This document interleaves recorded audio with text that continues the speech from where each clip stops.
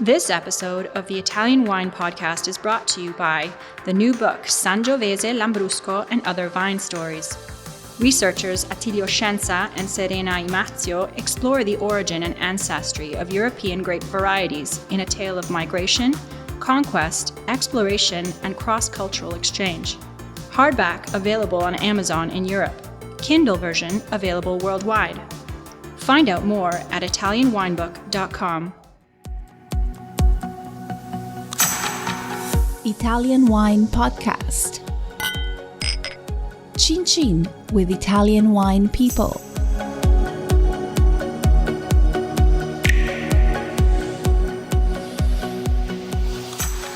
Hello and welcome back to another episode of the Italian Wine Podcast.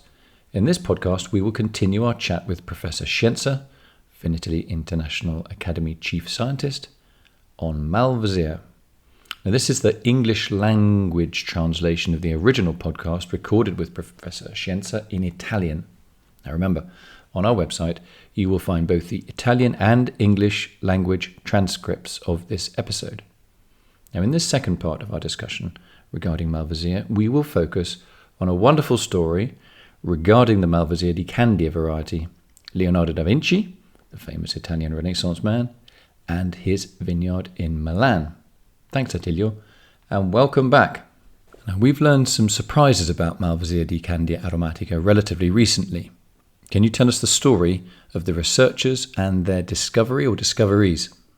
Well, there is a good story to tell about the Malvasie di Candia aromatica, which is not the Malvasie di Candia of Lazio. It is something different, because this Malvasie di Candia aromatica was the vine cultivated by Leonardo da Vinci in his vineyard that he had at the Altolani's house. Leonardo arrives in Milan and is called by Ludovico il Moro with the task of organising the defences of Milan. He's also to organise the navigli, or navigable canals, and the parties, because Ludovico il Moro uses Leonardo for his wedding and all the decorations that are designed for this wedding, as was then in vogue. Leonardo, however, in order to work in Milan, must be transformed into a citizen of Milan. For this he needs a home, and the only way is to give him this villa, which is currently very close to the place where the fresco of the Last Supper is painted.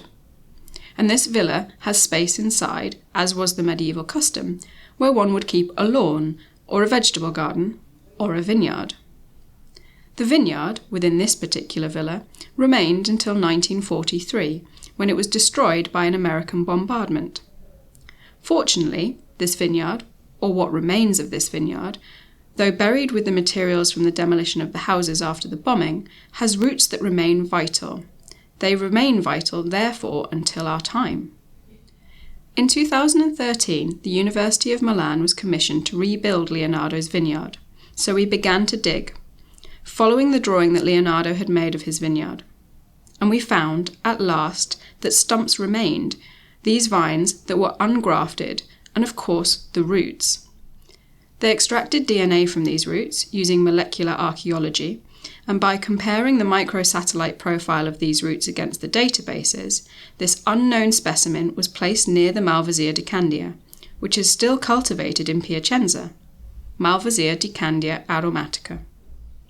Well, we calmed down a bit when we saw this result. We said, okay, in 1500 the Venetians had spread the fame of this wine and therefore also of the grape from which the wine is produced.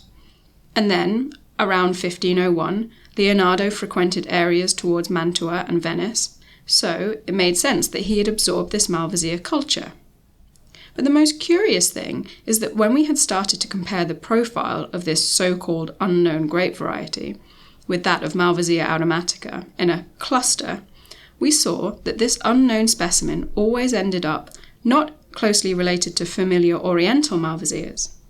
Instead, it was more closely related to grape varieties originating in the Po Valley, more closely related to Bernarda, Ruche, some Lambruscos.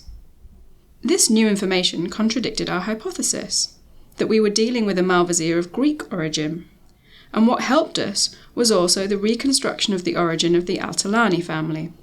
This family that owned Leonardo's house also had a property in a village between Pavia and Castel Monferrato, called Candia. Hence, it was not the Greek Candia that gave its name to Malvasia aromatica, but instead this small town named Candia where they cultivated this Malvasia. It was therefore a Malvasia of Po Valley origin. In fact, the most important relative is the Malvasia odorissima of Parma, no longer in existence, which contributed the aroma of the Malvasia di Moscato to this Malvasia.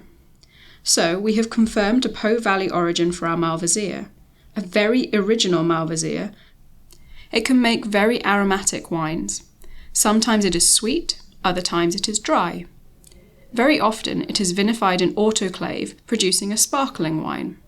It is very pleasant for consumption during the summer, goes well with ham, various cold cuts, melon, and so on.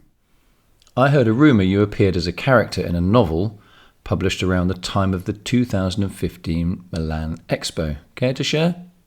This story about Leonardo's vineyard prompted a writer named Giovanni Negri to write a novel called Il Vigneto da Vinci, which was published for the 2015 Milan Expo. This curious story sees as its protagonist a certain police commissioner, Kuzelich, that takes on the case of a kidnapped professor, who happens to be me.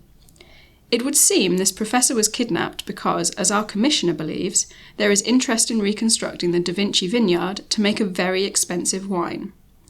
It is an interesting story to read, a detective story published for the Expo, and of course you can find it in bookshops. Great!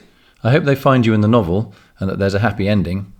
Now, we conclude this second part of our educational talk on Malvasia by suggesting to our listeners some bibliographical references. Can you point us towards any available resources if we want to learn more about Malvasia or any of the topics you've covered today? To dig deeper into the topic of Malvasia and also to learn more about the research that uncovered Leonardo's Malvasia di Candia aromatica, there are two recent books of mine. One is called La Stirpe del Vino, written together with Dr. Serena Imazio and published by Sperling and Kupfer in Italian. The English language translation is also available, titled Sangiovese, Lambrusco and Other Vine Stories. Within, you can find a whole series of in-depth information, not only about Leonardo's vineyard and Malvasia, but also about many other grape varieties. We cover all the genetic, cultural and anthropological influences acting upon these vines over the centuries. Perfect. Thank you very much, Attilio. You can also find information about Attilio's latest book in English on our website, italianwinepodcast.com, and that's all one word, Italian Wine Podcast. Thanks again to Professor Scienza for telling us about Malvasia, and thanks to everyone listening in. See you next time. I hope you've enjoyed our discussion and look forward to our next meeting.